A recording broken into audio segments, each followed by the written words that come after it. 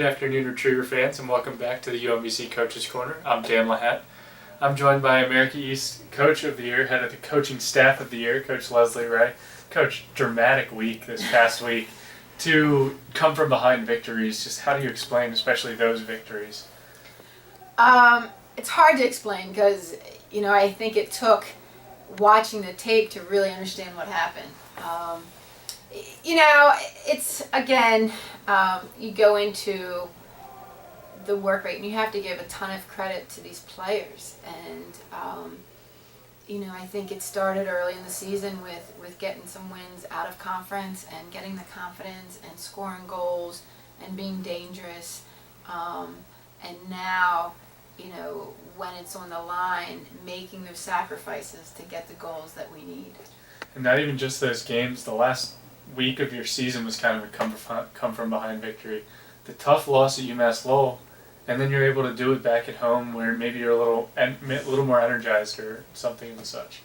Yeah, I think, you never want to say that losing is good. But it definitely, pointed out some weaknesses in our play and where we had to get a bit stronger and lock it down and refocus us for the upcoming week.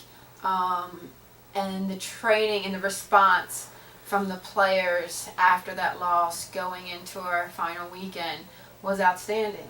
And, that's not something that we can really bring out. They bring it out in practice and training.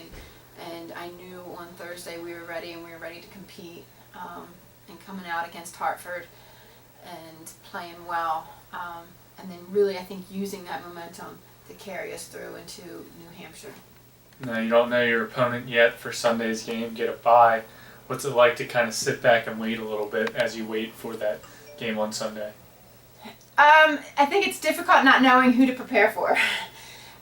But, really allowing some of our players that have been dinged up to get healthy and to recover.